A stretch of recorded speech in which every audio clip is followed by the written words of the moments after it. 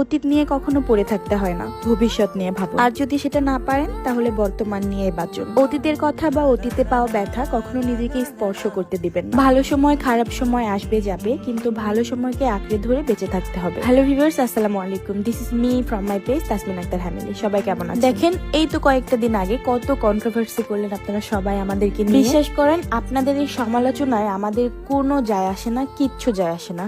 সাময়িক সময়ের জন্য আমাদের লাইফে একটু ছোট্ট ইফেক্ট পড়ে, বাট কিচ্ছু যায় আসে না।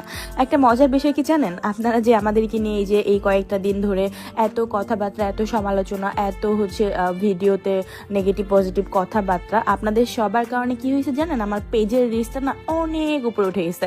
আর এই পেজ থেকে আমি এই মাসে পেয়েছি $1,200, মানে $1,200। $1,200 কনভার্ট করলে কত টাকা হয় জানেন? যারা জানেন তারা তো জানেনই, আর যারা জানেন না তাদের উদ্দেশ্যে বলি, যদিও বলতে হয় না, তারপরে বলি যেহেতু এটা আপনাদের জন্যই হয়েছে। $1,200 মানে বাংলাদেশি টাকায় প্রায় 1.5 লক্ষ টাকার মতো। তো এবার কক্সবাজারে ঘোরার যে পুরো প্ল্যানটা, এটা কিন্তু আপনাদের এই টাকার মধ্য দিয়ে আমরা করেছি। এই টাকা দিয়ে আমরা টিকিট করেছি, এই টাকা দিয়ে আমরা হোটেল বুকিং করেছি, আর এই টাকা দিয়েই আমরা কক্সবাজারে যত ঘোরাফেরা সবকিছুর জন্য খরচ করব। তাহলে বলেন, আপনারা সমালোচনা করে কি করলেন আর আমরা সমালোচিত হয়ে কি করলাম? হয়তোবা মানুষের নামে গিবত গিয়ে, মানুষের বদনাম করে, মানুষকে নিয়ে কথাবার্তা বলে আপনাদের পেজে কয়েকটা ফ্যান ফলোয়ার বেড়েছে, আপনাদের পেজেরও একটু রিচ বেড়েছে, তবে আপনাদের যোগ্যতা কিন্তু প্রকাশ পায়। আমার বিজনেসের টাকা, আমার প্রমোশনাল কাজের টাকা, এই টাকাগুলো আমার খরচ করতে মন না চাইলেও কেন জানো না আমার এবার মনে হলো যে ফেসবুকের টোটাল টাকাটা দিয়ে এবার একটা ট্যুর প্ল্যান করব। আপনারা যে যাই বলেন না কেন, আসলে আল্লাহ তাআলা যা করে সবকিছু সবসময় ভালোর জন্যই করে। আচ্ছা, যাই হোক, আপনারা কি একটা জিনিস খেয়াল করেছেন যে আজকে আমার চুলগুলো কত সুন্দর গ্লেজ দিচ্ছে? আর আমার চুলের রহস্যে শুধুমাত্র একটাই কারণ, সেটা হচ্ছে আমাদের হেয়ার কম্বো। আমরা প্রায় 2 বছর ধরে আমাদের সততার সঙ্গে কিন্তু আমাদের হেয়ার প্রোডাক্টের বিজনেসটা করে যাচ্ছি। আলহামদুলিল্লাহ, এই পর্যন্ত আমরা লক্ষ লক্ষ মানুষের উপকার করে দিয়েছি। চুল পড়া বন্ধ হবে, 2 সপ্তাহে নতুন চুল গজাবে, চুল সিল্কি, ঘন, লম্বা এবং মজবুত করবে। এটা কিন্তু শুধুমাত্র